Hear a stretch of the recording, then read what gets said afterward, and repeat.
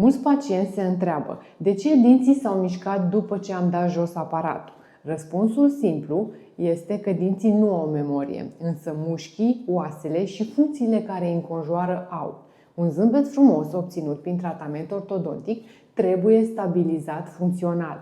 Altfel, corpul tinde să se întoarcă la poziția inițială. Recidiva este tendința dinților de a se reîntoarce total sau parțial la poziția pe care o aveau înainte de tratamentul ortodontic.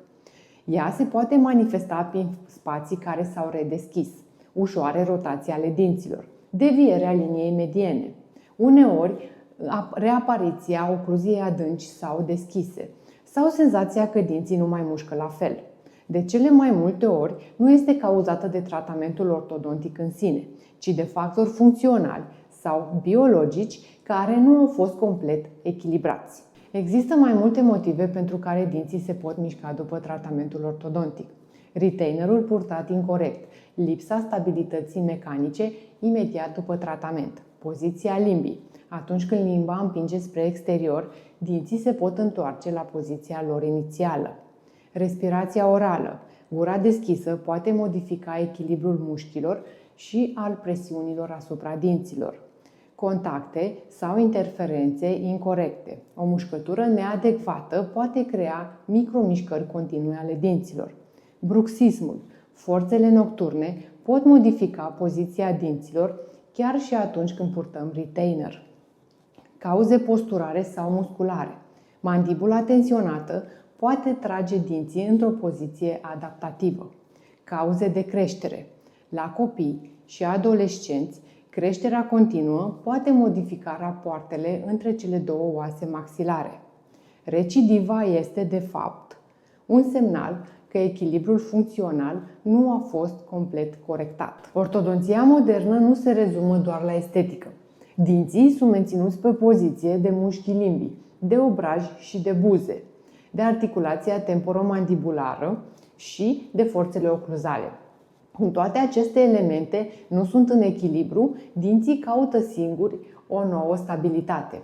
Uneori este cea veche. După finalizarea tratamentului ortodontic, retainerul are scopul de a menține dinții pe noua poziție până când țesuturile se adaptează. Există două tipuri principale de retainere.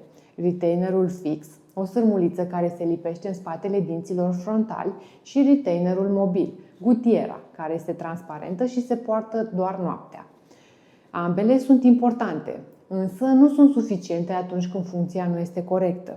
Retainerul menține dinții pe loc, însă nu se poate opri forțelor care îi împing. Stabilitatea rezultatelor ortodontice nu depinde doar de aparat, ci de armonia întregului sistem.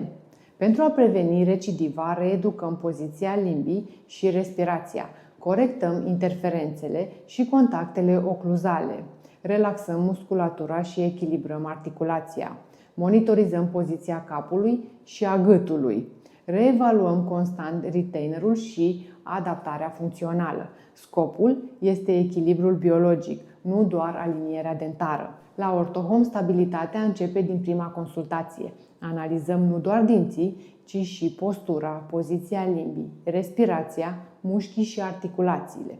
Prin această abordare integrată obținem rezultate estetice, dar și stabile în timp, pentru că zâmbetul se construiește pe funcție, nu pe formă. Recidiva nu este un eșec al tratamentului, este un semnal că funcția nu a fost reeducată corect. Un zâmbet stabil este un zâmbet care se mișcă, respiră și se relaxează corect.